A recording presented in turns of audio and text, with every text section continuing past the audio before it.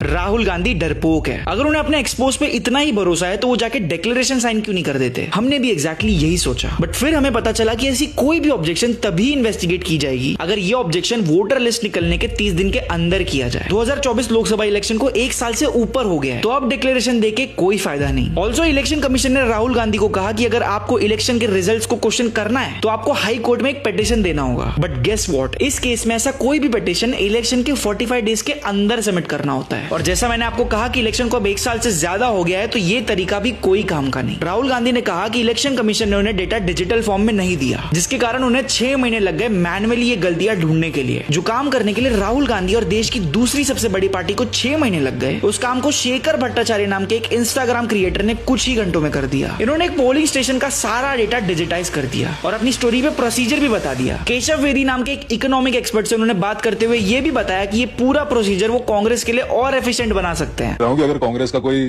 Contact कर दे तो मैं तो इसको इतना एफिशिएंट बना दूं कि वो बस एक कमांड चला के छोड़ दो अपने मैकबुक प्रोज में 10-15 टर्मिनल 100-200 टर्मिनल खोल दो, सब में कमांड चला के छोड़ दो। At the end her constituency का डेटा आपके डेटाबेस में आगे सेव हो जाएगा। और शेखर ने ये पूरा काम इलेक्शन कमीशन का डेटा यूज करके ही किया। ये सेम काम कांग्रेस भी कर सकती थी, पर वही बात है ना कि आप जाग तो गए पर थोड़ी देर हो गई। अब सवाल ये है कि ये पूरी चीज सॉल्व कैसे हो सकती है। वेल, इसका एकलौता जवाब यही है कि अगर कोर्ट चाहे तो वो अपनी अंडरस्टैंडिंग यूज करके इस इश्यू पे एक्शन ले सकती है। इस प्रोसेस को लीगल टर्म्स में सुओ मोटो कॉग्निसेंस बोला जाता है, एंड इस प्रोसेस के लिए कोई भी ओथ या डिक्लेरेशन की जरूरत नहीं पड़ेगी। तो आपको क्या लगता है, क्या कोर्ट इस मामले की इंपॉर्टेंस समझ के खुद कुछ एक्शन लेगी, या फिर ये सब बस थोड़े दिनों की बात है और फिर हम सब इतने इंपॉर्टेंट डेमोक्रेटिक इशू को कुछ ही दिनों में भूल जाने वाले हैं जैसा हम करते आए हैं। आपको क्या लगता है, अपने ओपिनियंस हमें कमेंट्स में बताइए, एंड जल्दी से फॉलो कर दीजिए इंडिया इन लास्ट 24 आवर्स को।